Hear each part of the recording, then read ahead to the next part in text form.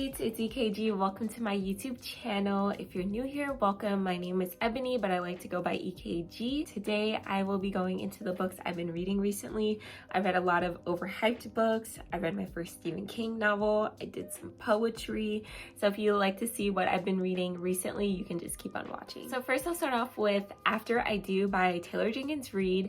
I read The Seven Husbands of Evelyn Hugo at the beginning of this year, and I automatically love the story. I know Daisy Jones and the Six is like a cult favorite of hers.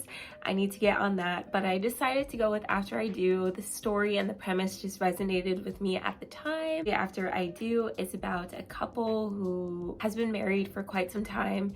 I want to say for about 5 years, and then they find themselves like constantly bickering at each other and like kind of losing that spark and flame that they had.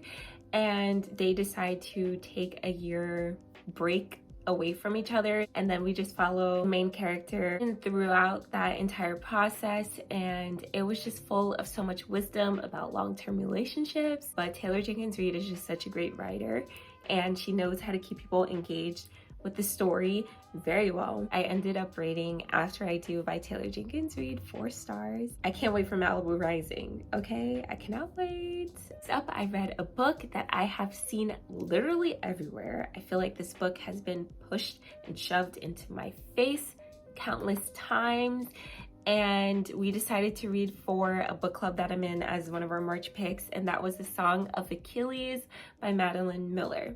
I thought The Song of Achilles was just okay. Like, it wasn't mind-blowing to me. I guess maybe I'm just like the mythology and the fantasy wasn't speaking to me at the time, but he is a Greek soldier who was one of the best warriors at his time. He is half human, half god. We follow his story through the perspective of Patroclus, which is a close companion of his. I won't go into too much other detail because I wanted to remain spoiler free. It's a really interesting choice on Madeline Miller. Going into it, I thought The Song of Achilles would be from the point of view of Achilles, but I was actually pleasantly surprised that it wasn't, and I really appreciated that perspective that we got, kind of seeing like this double side of Achilles that was very infuriating at times, but also you kind of felt bad for him. And the story just basically follows the Greek and Trojan War that was going on at the time. You get to see the gods and the goddesses, and then also just the way of life. I thought Madeline Miller's writing at times is very poetic, and I just think that The Song of Achilles could have been like a little shorter. I feel like the story lagged for me a bit, and I appreciated the characters, but I didn't really find that emotional connection that would have boosted this book up for me. But overall, you should check it out. Do I think it's worth the hype? It's debatable. So another book that I read recently that I have seen literally everywhere is The Midnight Library by Haig. And The Midnight Library follows this woman who finds herself between life and death, and she is in a library in which she can try different lives that she never lived and could see which life she wants to jump into or if she wants to remain in her own life. And I thought The Midnight Library was also a book that tackles very philosophical questions, which you guys know, or if you don't know, is right up my alley. I love books like that.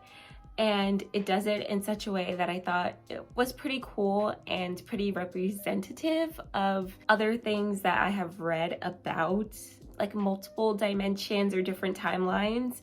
So that part of the book was pretty solid. I do think though that towards the end of this book, it gets a little preachy, and I don't know if that's necessarily the route that I would have liked to see the story go in. I think you can really get into nuanced conversations when it comes to philosophy, and the author anchors the narration and philosophy in such a way that you want to learn more about it, but it felt very surface level.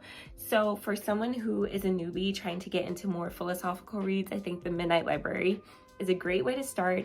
But I just had some like world building issues around the use of the library and also the overall messaging behind the story. Overall, I really enjoyed it. What I read recently is a very exciting one for me, and that was my first Stephen King novel, and that was Carrie. I started out with his first novel, and what did I think of Miss Carrie? I thought that Carrie was really an interesting first look into Stephen King's writing style. He uses so many different formats of storytelling in the narration, which I really appreciated. I was familiar with the story because I saw like the old adaptation of Carrie like from like the 1970s.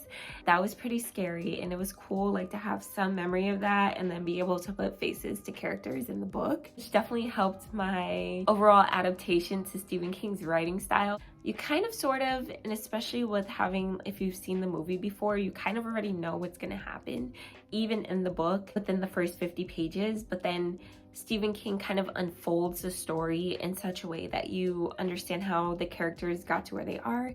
And if you don't know, Carrie is about a girl who is like 16, 17 years old in high school, and she has telekinetic powers, and you just kind of see how those powers unravel and how she's labeled in society. He uses religion in such an interesting way that definitely adds to the story's creepiness.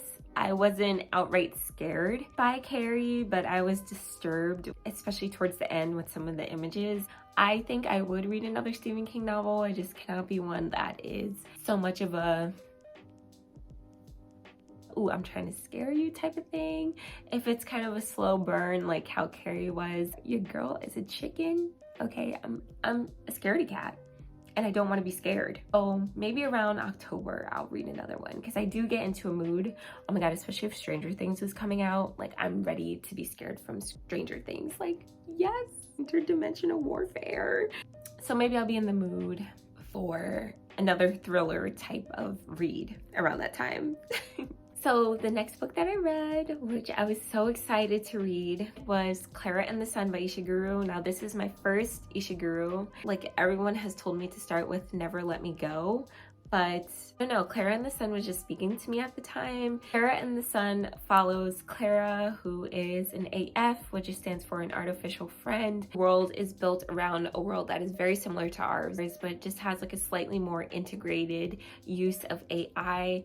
And artificial friends just basically accompany human kids and teenagers who are lonely. The story is told from Klara's perspective, and it's such a childlike perspective. She views the world in such an innocent way that is beautiful, but you can see how it impacts Klara in her judgment, being an AF for Josie, who is her human.